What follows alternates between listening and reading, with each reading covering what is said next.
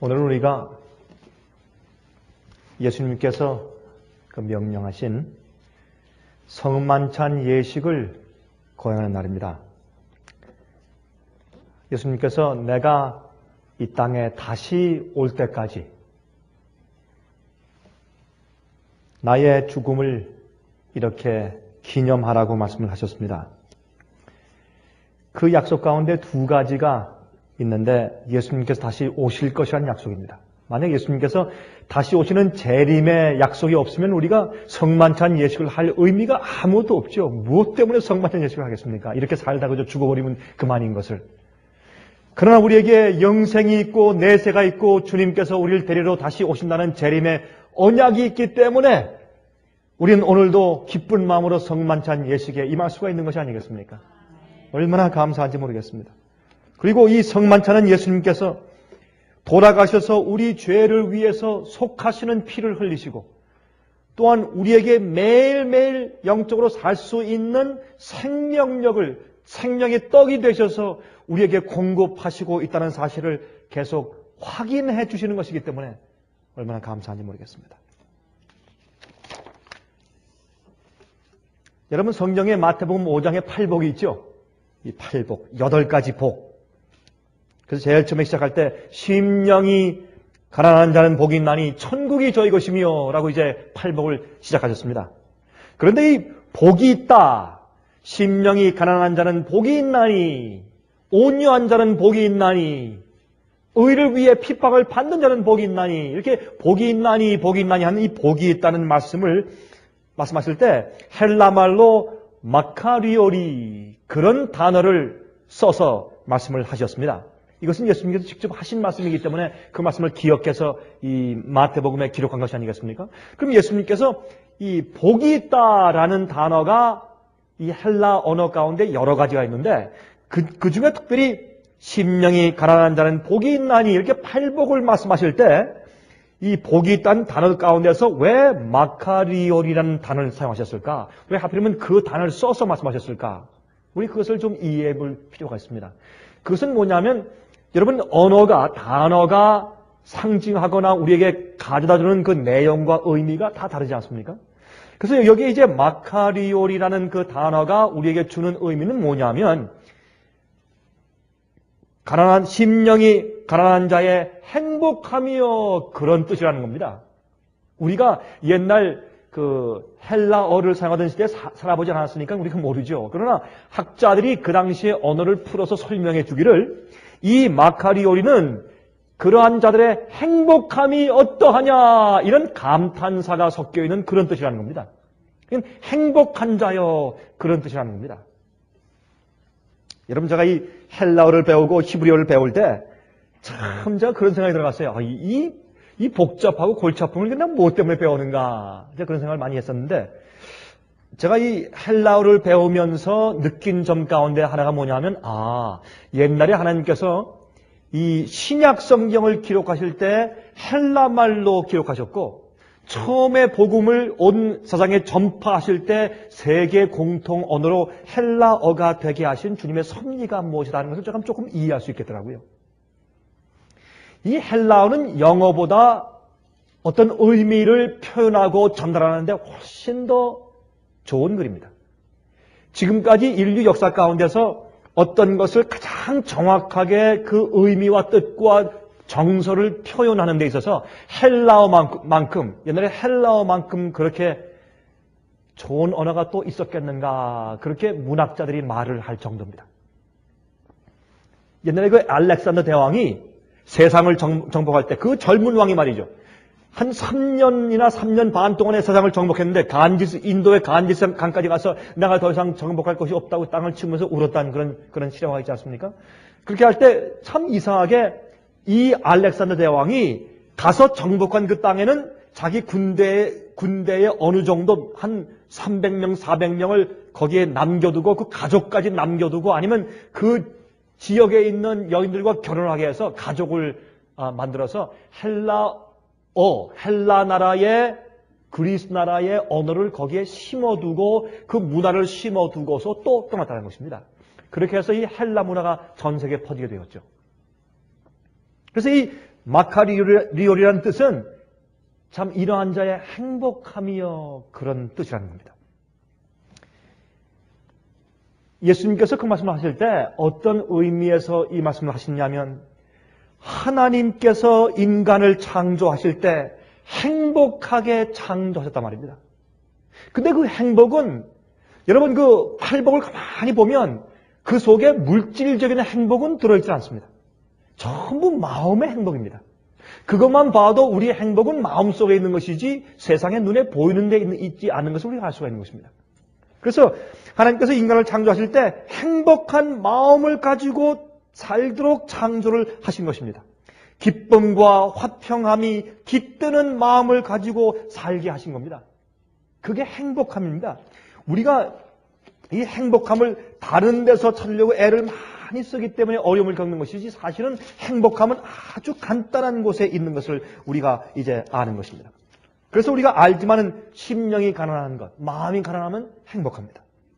애통하면, 다시 말해서 죄에 대해서 슬퍼하는 마음을 가지면 행복해져요. 참 이상해요. 여러분, 엔돌핀에 대해서 말들을 많이 합니다. 뭐 엔돌핀을 받아야지, 엔돌핀이 나와야지 병이 낫는다. 엔돌핀에 대해서 우리 한국 사람들 엔돌핀에 대해서 유행이에요. 엔돌핀 좋아해요. 여러분 아십니까? 그래서 엔돌핀을 받게 하려고 사람들이 자꾸 즐겁게 하려고 말이죠. 재밌게 하려고 우스운 얘기하고 말이죠. 박장대소하고 춤을 추고 노래 부르고 그렇게 해서 엔돌핀을 얻으려고 합니다. 그런데 성경이 말하기를 애통하면, 우리가 죄에 대해서 슬퍼하면, 회개하면 마음이 즐거워지고 행복해지고 그때 엔돌핀이 나오는 겁니다. 그게 진짜 강력한 엔돌핀이 사실 회개함에 있는 것을 우리가 성경에서 발견해야 합니다.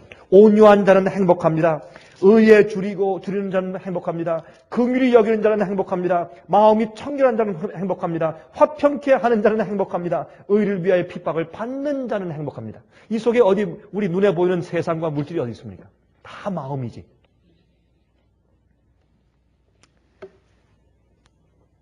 그래서 인간은 말이죠, 행복하지 못하면 병이 납니다.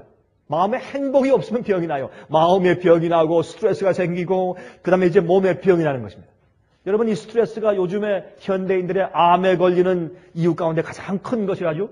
잘못 먹는 것보다 스트레스가 암에 걸리는 이 발병 요인 가운데 제일 높다는 것입니다.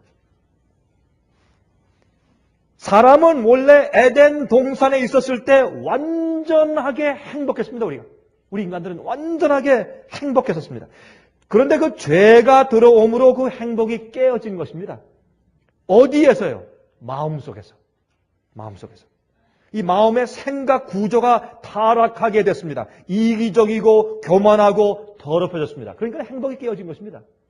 그런데 이 행복을 우리가 찾기 위해서 사람들에게서 그 행복을 찾아내려고 하고, 물질에서 찾아내려고 하고, 내가 무엇을 꾸민 공로에서 얻으려고 하기 때문에 불행이 거듭되고 더 가증되었으며, 또 이 땅에 황폐함과 타락이 급하게 들어온 것입니다.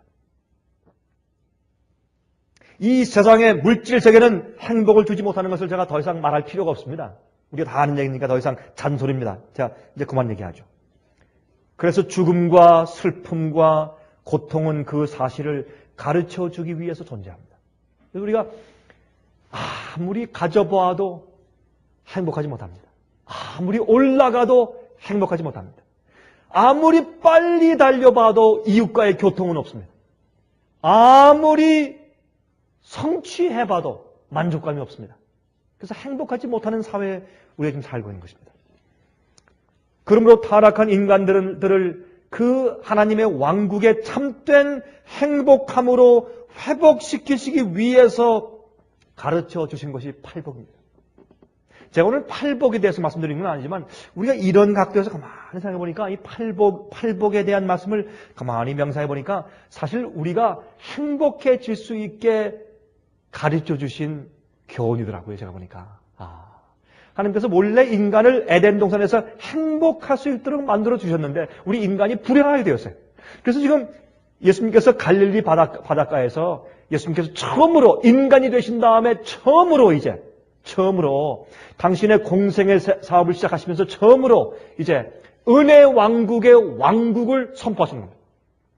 여러분, 침례 요한이 뭐라 그랬습니까? 회개하라, 천국이 가까웠다. 예수님도 뭐라 그랬어요? 예수님도 회개하라, 천국이 가까웠다. 그것이 예수님과 침례 요한의 기별이었습니다. 그게 무슨 천국입니까? 여러분, 영광의 천국의 도래는 예수께서 오실 때 오는 것입니다. 이건 무슨 천국이에요? 은혜의 왕국의 은혜의 왕국. 예수께서 오실 때 이 땅이 불로 멸망하고 새 하늘과 새 땅으로 변합니다. 그게 진짜 하나님의 영광의 왕국입니다. 그러나 예수께서 오셨을 때 인간의 마음속에 하나님의 왕국이 회복되는 것입니다. 그게 은혜의 왕국이에요.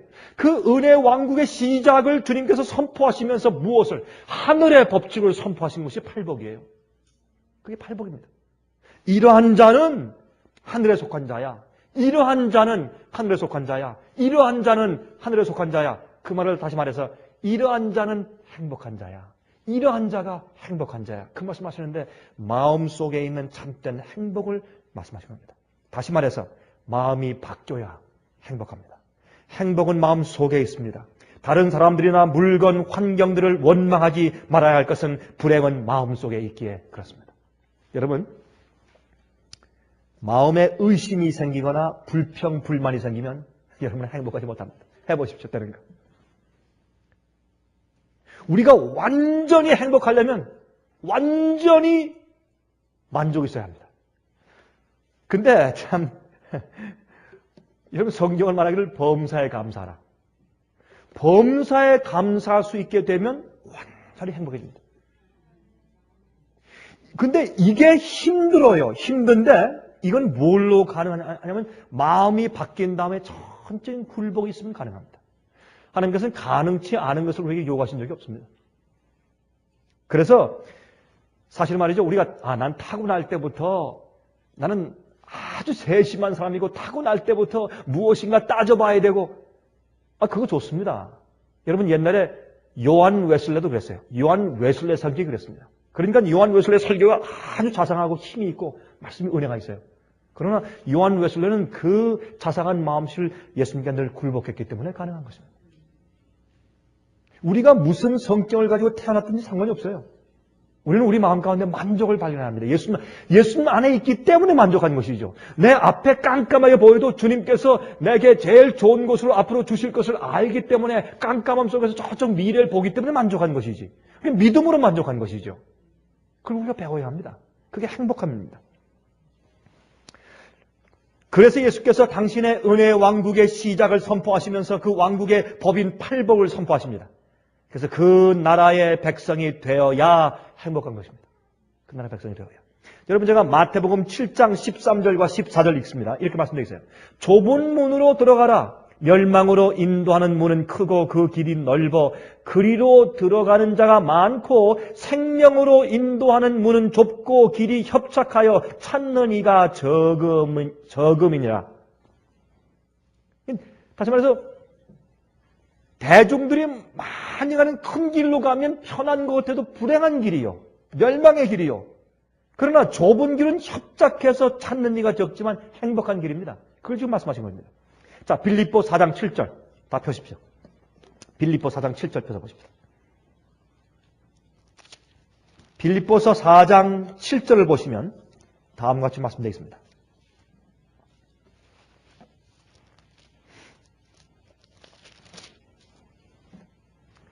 그러므로 모든 지각에 뛰어난 하나님의 평강이 그리스도 예수 안에서 너희 어디와 마음과 또 무엇을요? 생각을 지키시리라. 우리 마음이 아무리 번뇌하고 어려울지라도 하나님의 우리 인간의 생각, 지각에 뛰어난 하나님의 평강이 그리스도 예수 안에서 우리 마음과 생각을 지켜주시면 우리가 평안한 것입니다. 그게 진정한 행복입니다. 그게 행복입니다. 우리의 구원은 어떤 의미에서 우리의 마음들을 원래 그 행복했던 에덴 동산의 시절로 돌이키는 것이 구원입니다. 그래서 그 죄 없던 시절의 마음으로 회복시켜 주시는 사업이 구원입니다. 지금 구원받은 사람이 행복해야죠. 아니, 행복하지 않은 사람이 무슨 구원받은 것입니까? 행복해야 합니다. 근데 행복을 어디에서 찾느냐 하면 그리스도 안에서 하나님의 평화가 깃들 때 행복이 있습니다.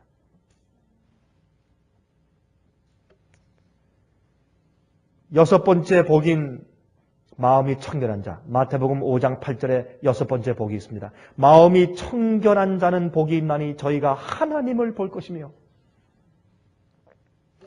다시 말해서 마음을 정결하게 씻어서 깨끗하게 한 자가 하나님을 만난다. 그런 뜻 아니겠습니까? 여러분 잘 아시는 얘기를 제가 다시 반복해 볼까요? 한 번은 옛날 루마니아가 공산주의 치하에 있었을 때, 그때 중학교 이제 반에서 말이죠. 그 선생님이 이렇게 말을 했대요. 여러분 학생들이시여, 소련에 있는 우리 우주선을 타고 가는 우주인 동무 한 사람이 인공위성을 타고 지구를 높이 올라가서 계속 몇 바퀴 아무리 돌아봐도, 아무리 창밖으로 봐도 하나님이 없다고 합니다. 그러므로 사실은 여러분 유물사관 아니에요? 눈에 보이지 않는 건 믿지 않는 것입니다. 그러므로 아무리 봐도 없으니 사실은 하늘에 올라가도 찾아보니 사실은 눈에 보이는 하늘의 별들이 있을 뿐 사실은 하나님은 없습니다. 그렇게 강의했어요. 그러니까 저 뒤에 앉아있던 한 중학교 여학생 아이가 손을 들더니 참 단순하죠. 이렇게 질문했다는 겁니다. 선생님, 질문이 있습니다. 무슨 질문인가? 그 우주 비행사의 마음이 청결했나요? 그게 무슨 말인가? 우리 어머님이 그러시는데요. 성경에 말씀하기를 마음이 청결한 자는 하나님을 볼 수 있다고 그랬다는데요. 그 다음날 그 여학생과 그 가정은 더 이상 그 동네에서 보이지 않았다고 합니다. 참 그렇습니다. 마음이 행복한 자가 마음을 정결하게 씻어서 죄가 씻기운 자가 하나님을 뵐 수가 있는 것입니다. 보이지 않는 하나님을 볼 수가 있는 것입니다. 히브리 10장 1절부터 10절까지 제가 읽겠습니다. 우리 다 같이 펴서보십시다. 히브리서 10장입니다. 히브리서 10장 1절부터 10절까지 있는 말씀을 읽겠습니다. 여러분 히브리서 10장은요. 여기 있는 말씀은 대속죄일에 대한 말씀을 지금 설명하시는 겁니다. 근데 이렇게 말씀하셨어요. 한번 들어보십시오. 율법은 장차오는 좋은 일의 그림자요.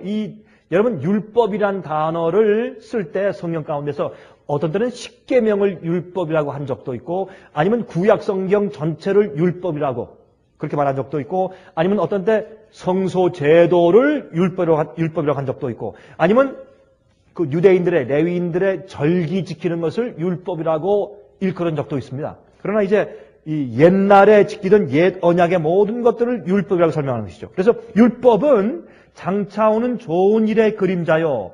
특별히 이 율법은 성소 제도에서 특별히 이제 대속죄일에 이 죄를 사하는 제사를 드리는 그것을 상징했습니다. 참 형상이 아니므로 해마다 늘 드리는 바 같은 제사로는 여기 나오지 않습니까? 해마다 yearly offering입니다. 매일 드리는 제사는 대속절 제사가 아니죠. 여기는 해마다 늘 드리는 바 같은 제사로는 이것은 1년에 한 번씩 대속죄일 날 모든 매일매일 죄를 용서받고 또 회개한 경험을 했지만은 그 양을 잡은 매일 드린 양을 잡은 피가 성소 안에 매일매일 쌓여서 피가 뿌려져 있을 때 대속죄일 날 대제사장이 지성소에 들어가서 하나님의 쉐키나 영광 앞에서 그 모든 죄를 속하고 도말하는 마지막 죄의 정결의 의식이 있는 것입니다. 그 대속죄일 날 매년마다 대속죄일 날 제사로 드리는 그것으로는 나오는 자들을 언제든지 온전케 할 수 없느니라. 이게 무슨 말입니까? 의식 자체, 양을 잡는 의식 자체, 특별히 대속죄일 날 숫소가지를 잡고 수양을 잡아서 모든 이스라엘 백성들의 죄를 속하고 1년 내내 쌓여진 죄를 속해서 도말해서 지워서 없애는 그 대속죄의 의식을 드리는 그 자체가 사람들을 온전케 할 수 없다는 것입니다. 우리의 예배와 우리의 주님께 바치는 우리의 생활에 우리의 의식 자체는 주님께서 우리를 온전케 하는 것이 없다는 것입니다. 그 의식은 우리를 온전케 하시는 주님의 역사에 대한 상징이기 때문에 그렇게 말씀하는 겁니다. 자, 2절. 그렇지 아니하면 섬기는 자들이 단번에 정결케 되어 다시 죄를 깨닫는 일이 없으리니 어찌 드리는 일을 그치지 아니하였으리요. 다시 말해서 대속죄의 제사 한번 드렸으면 죄를 위한 제사를 그쳐버리고 더 이상 드리지 말아야죠. 왜 또 드리냐 말입니다. 그것은 하나의 의식에 불과한 것이었단 말입니다. 그 의식에 무엇을? 마음을 같이 합쳐서 드려야 합니다. 우리가 찬미할 때 그 찬미와 함께 내 마음이 올라가야 합니다. 기도할 때 내 마음으로 기도해야 된단 말이에요. 마음으로. 마음의 정결. 3절. 그러나 이 제사들은 해마다 죄를 생각하게 하는 것이 있나니 이는 황소와 염소의 피가 능히 죄를 없이 하지 못함이라. 그것은 하나의 제사요 의식이란 말입니다. 5절. 그러므로 세상에 임하실 때 가라사대 하나님이 제사와 예물을 원치 아니하시고 오직 나를 위하여 한 몸을 예비하셨도다. 전체로 번제함과 속죄제는 기뻐하지 아니하시나니 이에 내가 말하기를 하나님이여 보시옵소서 두루마리 책에 나를 가리켜 기록한 것과 같이 하나님의 뜻을 행하러 왔나이다 하시니라. 이건 예수님께서 이 땅에 그 성소에서 제사가 상징하는 그 제사 제물 자체가 오셔서 이 땅에 성육신 하신 것을 말씀하신 것이죠. 이에 내가 말하기를 하나님이여 보시옵소서 두루마리 책에 나를 가리켜 기록한 것과 같이 하나님의 뜻을 행하러 왔나이다 하시니라. 아무리 성소 제도의 봉사 제도 의식 제사가 수백 번, 수천 번, 만 번, 백만 번, 천만 번 이루어졌다고 할지라도 예수님께서 그 상징이 대표하는 실체가 되셔서 이 땅에 오시는 그 한 번의 일이 없으면 아무 소용이 없지 않겠습니까? 우리가 매일 교회 와서 아무리 찬송을 부리고 헌금을 바치고 기도한다고 할지라도 하고 예배드린다고 할지라도 우리 마음이 거기에 한 번 합쳐서 진정으로 주 앞에 올라가지 않으면 우리의 예배는 헛것이 아니겠습니까? 그러니까 그것을 말하고 있는 것입니다. 지금 8절 위에 말씀하시기를 제사와 예물과 전체로 번제함과 속죄제는 원치도 아니하고 기뻐하지도 아니하신다 하셨고 이는 다 율법을 따라 드리는 것이라. 그 후에 말씀하시기를 보시옵소서 내가 하나님의 뜻을 행하러 왔나이다 하셨으니 그 첫 것을 패하시면 둘째 것을 세우려 하심이냐. 그러므로 주님께서 당신 자신이 온 마음으로 하나님의 아버지의 뜻을 행하기 위해서 오신 그것이 지금까지 그렇게 수백만 번 해온 그 의식 자체를 없애버리는 것입니다. 그래서 하나님께서는 우리 마음의 상한 심령의 제사를 원하신단 말입니다. 상한 심령의 마음의 제사를 한 번을. 10절 이 뜻을 쫓아 예수 그리스도의 몸을 단번에 들이심으로 말미암아 우리가 거룩함을 얻었나니. 그렇게 말씀했습니다. 이것이 새 언약입니다. 자, 이제 9장을 보실까요? 히브리서 9장을 좀 가서 보십시오. 히브리서 9장 11절부터 15절을 읽겠습니다. 이렇게 말씀되어 있습니다. 히브리서 9장 11절부터 15절. 그리스도께서 장래 좋은 일에 대제사장이 의로오사 손으로 짓지 아니한 곧 이 창조에 속하지 아니한 더 크고 온전한 장막으로 말미암아 염소와 송아지의 피로 아니하시고 오직 자기 피로 영원한 속죄를 이루사 단번에 성소에 들어가셨느니라.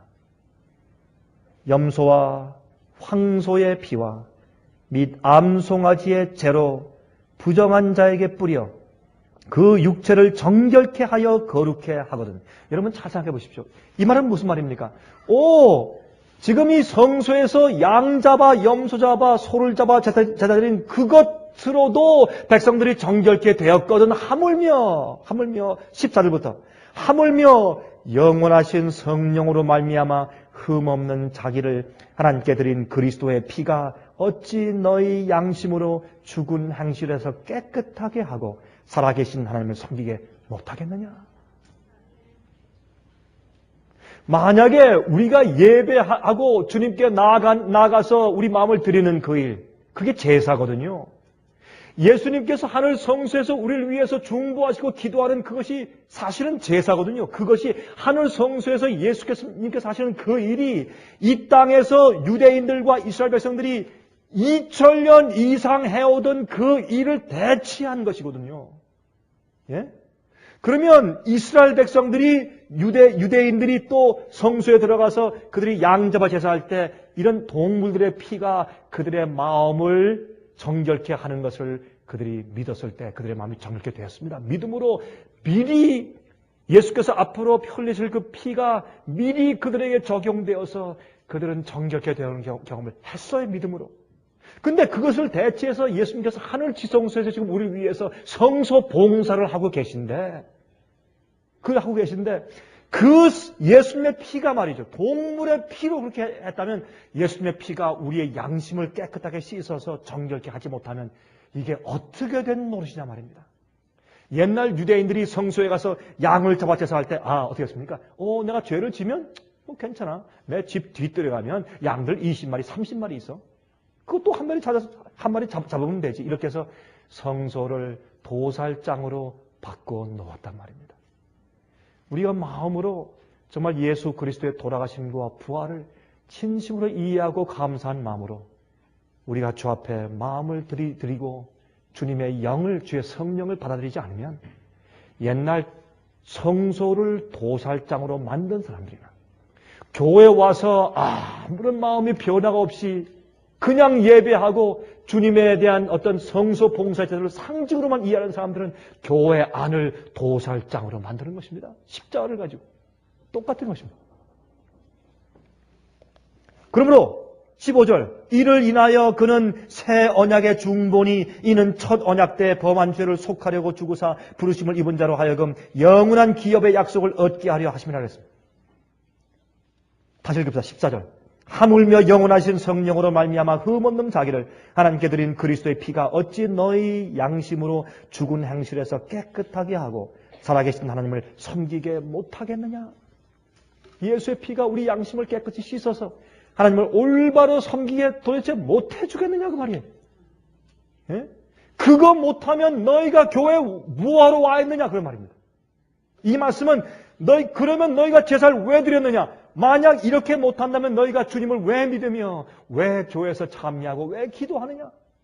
옛날에 너희가 양 잡아 염소 잡아 숫소가지 잡아 예배드릴 때 그것이 너희의 죄를 깨끗하게 하고 너희 마음을 정결케 할 수 있다고 믿었으면 하늘에 계신 예수님의 당신의 피를 가지고 하시는 성소 봉사가 지금 우리의 양심을 깨끗이 씻어서 우리가 어떤 양심을 가지고 태어났든지 무딘 양심이든지 예민한 양심이든지 고약한 양심이든지 우리 마음이 죄로 과거에 많이 더럽혀져서 뒤틀어진 양심을 가지든지 지금 예수님의 피의 보혈의 은혜를 믿고 나아갈 때 우리 양심을 정결케 씻어서 하나님을 올바로 섬기게 못하겠느냐? 여러분 가만히 있을 수 있어요? 아니 너희의 양심으로 죽은 행실에서 깨끗하게 하고 살아계신 하나님을 섬기게 못하겠느냐? 그랬어요.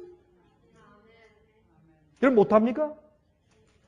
그래서 여러분 사실은 하나님께서 우리 마음을 정결케 하실 때 정결케 된 마음으로 주 앞에 예배할 때 우리는 우리 마음이 완전히 행복하면서 주님을 올바로 예배할 수 있는 사람들로 변하는 것입니다. 그것이 예배입니다. 그것이 예배입니다.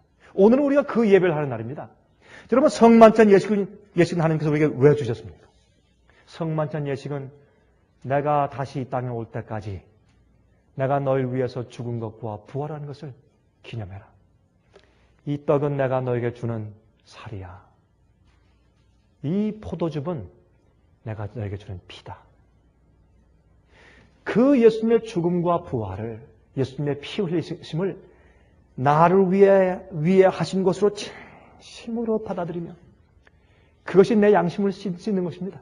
내 양심을 정결케 해서 올바른 태도를 가지고 주님을 섬기게 만드는 것입니다. 여러분 그런데요. 우리가 많은 경우에 육신적인 본성을 가지고 하나님의 법을 순종하려고 했어요. 그렇죠? 왜요? 마음의 정결을 통해서 마음이 씻어지고 양심이 씻어지면 자연히 주님을 올바르게 섬길 수 있고 순종할 수 있게 돼요. 자연히. 이게 믿음으로 말미암는 의예요. 그런데 사람들이 이것 안 하고 저것 안 하는 힘으로 그런 힘으로 하려고 합니다. 그건 안 되는 것입니다. 아무리 해봐야. 외부적인 열매들은 우리 마음의 내적인 우리 마음의 상태를 그저 나타내 보여주는 것 뿐이지 우리의 열매를 우리가 잘라버릴 수가 없습니다. 여러분 제가 아무리 봐도 그건 정말 여러분 저는 목사로 복음을 전하고 사람들에게 복음을 이해하고 구원받는 도리를 가르치는 사람 아닙니까? 제가 이것을 참 여러 수십 년 해왔습니다. 아무리 해보고 생각해봐도 정말로 외부적인 열매들은 우리 내 마음속에 있는 것을 나타내는 것뿐이지. 그래서는 안 되는 것입니다. 우리가 외부적인 열매를 바꿀 수가 없습니다. 우리 가끔 이런 생각을 하죠. 우리가 알고 있는 모든 의무를 행하지 않는 것은 뭐다? 죄다. 우리 그렇게 믿습니까? 안 믿습니까? 그것 때문에 마음에 부담이 많아요. 우리가 알고 있는 모든 의무를 행하지 않는 것은 죄다. 예? 그래가지고 말이죠. 많은 사람이 바리새인데요. 여러분 한번 잘 들어보세요. 이래서 유대인들은 말이죠. 마음속에 있는 죄를 다스리기 위해서요. 많은 법들을 만들어 나왔어요. 법들을. 자기 마음속에 있는 내적인 죄를, 자기 마음속에 있는 양심을 다스리기 위해서 많은 법들을 만들어 놓았어요. 의무들을 만들어 놓았단 말이에요. 교회 안에. 예를 들어서 다 지키기에 불가능하게 만들어 놓았어요. 그건 다 지키기에 불가능해요. 예를 들어 볼까요? 유대인들이 그 당시에 지키는 안식일을 지키는 것은 불가능했어요. 안식을 지키는 의무의 법들을 꽉 만들어놔서 불가능했어요. 지나가다가 풀에 침 뱉어도 안 되고, 예? 안식일에 5리 이상 걸어가도 안 되고, 이런 의무로 꽉 의무를 만들어 놓아서 사람들이 지키기에 불가능하게 만들어 놓았습니다. 여러분 아십니까? 먹는 것도 말이죠. 먹을 때 말이죠. 손발 안 먹지 못해. 그걸 뭐라 그럽니까? 결례를, ritual of purification. 정결케 하는 예시라 해서 결례라고 했어요. 여러분, 그것뿐만 아니고 먹고 마시는데 뭐 이방인과 같이 앉아서 먹으면 안 되고, 뭐가 들어가면 안 되고, 사람들이 먹고 마시는데 도무지 그대로 지키기가 불가능하게 딱 만들어 놨어요. 틀에 짜놨어요. 이렇게 사람들이 영적으로 죽어가고 있었습니다. 오늘도 마찬가지예요. 여러분, 우리 마음을 씻고 예수님께 마음이 새로워지지 않으면 순종은 불가능한 것입니다. 이거 안 하고 저거 안 한다고 되는 게 아닙니다. 마음으로 그거 하고 싶어져야 합니다. 주님, 오늘 내게 새로운 마음을 달라고 요구해야 합니다. 주님, 새로운 의의 정신과 의의 소원을 달라고 기도해서 받아야 합니다. 주의 계명이 좋아져야 합니다. 주께서 말씀하신 것이 감사해져야 합니다. 내가 할 때 의무적으로 억지로 하는 마음이 생기면 주 앞에 즉시로 기도하십시오. 주님, 내 마음 가운데 주님의 뜻을 사랑하는 마음을 달라고 기도하셔야 합니다. 그것을 위해서 마음이 항상 씻어져야 합니다. 얼마나 많은 그리스도인들이 이렇게 하지 않고 큰 바리새인처럼 부담의 짐을 지고 사는지 모릅니다. 여러분, 그래서 어떻게 했습니까? 밀밭에서 예수님의 12 제자들이 안식일에 지나가다가 배고프니까 밀을 쭉, 옛날 우리 한국도 그렇죠. 밀을 쭉쭉 이렇게 쭉 가면 쭉 올라와서 손에 확 비벼가지고 이렇게 먹고 있었습니다. 그러니까 바리새인들이 책을 잡으려고 탁 따라다니다가 탁 보고 나서 안식을 범했다. 그렇지 않습니까? 그때 예수께서 뭐라고 하셨습니까? 참 이 사람들아, 참 답답하네. 당신들의 양과 염소가 안식일에 구렁텅이에 빠졌으면 너희가 그거 건지지 않겠느냐? 여러분, 예수님께서 또 왜 그 말씀하셨어요? 예수님께서 안식일날 병자를 고쳤어요. 고치신 다음에 어떻게 했어요? 38년 안진병을 고치신 다음에 일어나서 어떻게 해요? 일어나서 내가 누워있던 침상을 가지고 걸어가라. 이건 뭐예요? 안식을 범하는 거예요. 그 당시에 그들의 법에 의하면 그들이 안식을 범하게 하고 안식을 범하게 하는 것을 가르치고 명령했다. 그렇게 고소했을 때 예수께서 이 사람들아, 참 답답한 사람들. 너희는 염소가 빠져도 안식을 다 건지면서 병으로 38년 동안 고난당한 죄인을 내가 건졌는데 그것이 안식을 범하는 것이냐? 이 사람들아. 이렇게 통탄하셨어요. 지금 많은 그리스도인들이 그렇게 살아요. 여러분, 성만찬 예식은 우리 마음을 씻는 예식입니다. 그래서 어떤 의미에서 그들의 율법주의적인 신앙 태도를 깨트리시기 위해서 예수님은 그 당시의 법규를 깨트리셨어요. 하나님의 계명을 깨트리신 거 아니에요. 계명을 지키기에 불가능하게 만들어 놓은 인간적인 의무들을 잔뜩 만들어 놓은 것을 예수님께서 그걸 깨뜨려 버렸어요. 그들은 건강 법칙을 율법주의로 만들어서 사람들을 의무감에 묶어 놓아서 하나님을 보지 못하게 해놨기 때문에 예수님께서는 세리들과 창기들과 함께 식사하시면서 그들의 결례의식이나 그들의 모든 이제 의무적인 그런 잘못된 법들을 깨뜨리셨어요. 그게 예수께서 하신 것이에요. 하나님께서 말이죠. 받으시는 제사는 또 예배는 마음의 제사인 것을 그들이 오해했기 때문에 그렇습니다. 사마리아 여인에게 뭐라고 말씀했습니까? 앞으로 신령과 진정으로 예배할 때가 온다. 예배할 때가 온다. 예수를 믿는 참된 기독교회를 제외하고 오늘날 세상에 있는 모든 종교들은 자기 개선의 종교들입니다. Self-improvement religion. 그렇게 말을 하죠. 자기 개선. 내가 이걸 안 하고 저거 안 해서 이렇게 자기가 점점 나아지고 언젠간 온전하게 점점 이르러간다. 그게 모든 종교 가운데 있어요. 여러분, 성경의 가르침과 예수님을 믿는 종교는 기독교는 그런 것이 아닙니다. 여러분, 서서히 죄를 하나씩 해결해 나가서 언젠간 된다 이것이 아닙니다. 죄는 단번에 회개하고 죄는 단번에 버리는 것입니다. 죄는 마음속에서 한 번에 씻어버리는 것입니다. 그게 우리가 믿는 종교입니다. 그게 기독교입니다. 여러분, 우리 마음속에 말이죠. 내가 이런 죄는 지금 버리고 이런 죄는 내일 버리겠다. 그거 아닙니다. 그거 아닙니다. 어떤 목사님이 그렇게 얘기하는 걸 제가 그 설교를 들었습니다. 여러분, 우리가 하루의 죄를 한 가지씩만 포기합시다. 한 가지씩만. 그러면 1년 가면 365개 해결지 않습니까? 나중에 그 다음에 그럼 약 700 몇 개 또 이렇게 하면 언젠가 우리가 죄가 없는 생활 할 수 있지 않겠습니까? 이런 이상한 얘기를 하는 걸 제가 들었어요. 그거는 불교의 길입니다. 예수께 나아갈 때 여러분 주님께서는요. 나누어진 마음을 받지 않으십니다. 마음이 나누어진 마음을 받을 수가 없습니다. 예수께 우리의 온전한 마음을 주 앞에 드려야 합니다. 그리고 죄는 그 당시에 내가 가지고 있는 모든 죄를 주 앞에 포기하고 드려야 합니다. 그때 주님께서는 우리를 모든 죄에서 정결케 씻는 것입니다. 그게 죄의 정결사입니다. 여러분, 그렇게 해서 마음이 변화될 때 자연히 성령께서 내 속에 들어오셔서 예수님께서 내 속에 왕이 되시고 주인 되실 때 자연히 주님께서 가지고 계신 마음의 의의 소원이 내 마음속에서 내 충동이 되어서 예수 그리스도의 생애를 내가 살고 싶어서 사라져 가는 것이 의의 생활이에요. 여러분 아닙니까? 그래서 사실은 우리 마음의 제사입니다. 마음의 제사입니다. 그렇게 하기 위해서 우리가 마음을 드리는 것입니다. 죄는 점차적으로 포기하는 것이 아닙니다. 단번에 드리는 것입니다. 그런데 이 죄의 문제를 마음속에서 다스리기 위해 사람들이 의식들을 많이 만들어 놓았습니다. 여러분 참 흥미있죠? 오늘 우리가 하는 이 의식도 하나의 의식입니다.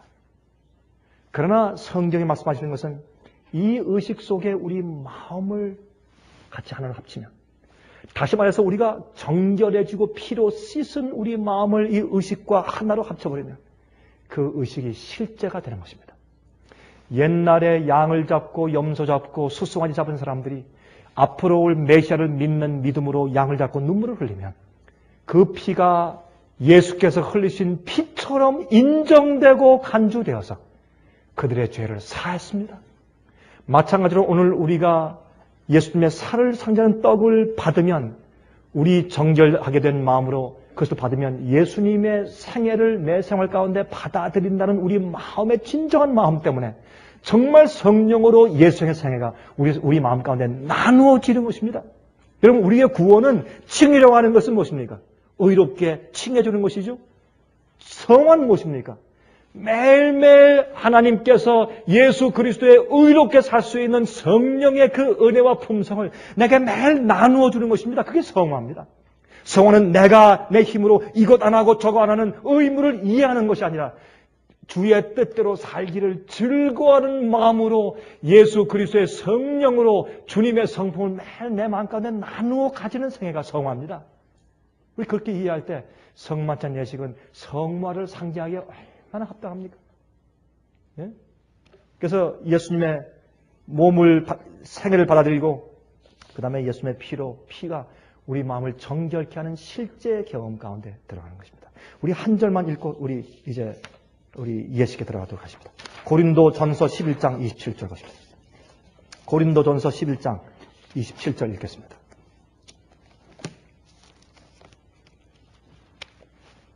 고린도전서 11장 27절.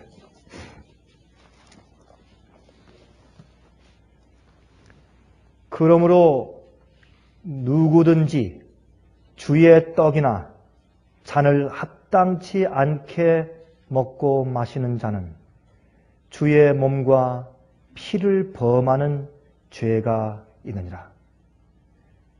28절. 사람이 자기를 어떻게 하고요? 살피고 그 후에야 이 떡을 먹고 이 잔을 마실지니. 여러분, 이 시간에 참 우리가 우리 마음 가운데 어떤 것이 주님의 품성과 주님의 뜻과 마음을, 주님의 생애를 내 마음 가운데 전적으로 받아들이게 하는데 막는 것이 있는가 살펴보도록 하십니다. 이것이 대속죄일입니다. 대속죄일 날 다 성소 주위에 모여서 사람들이 자기를 살폈습니다. 자기를 괴롭게 하며. 그런 마음으로 우리가 합당치 않게 주의 떡과 피를 마시는 일이 없도록 하시기를 바랍니다.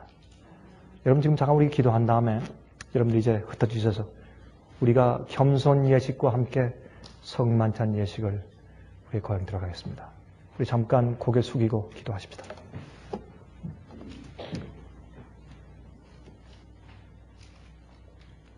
하늘에 계신 우리 아버지, 우리가 오늘 아침에는 진실로 우리 마음을 펴서 주의 성령께서 우리 마음 가운데 깨닫게 하시고 가르쳐 주실 것을 우리가 간절히 탄원합니다.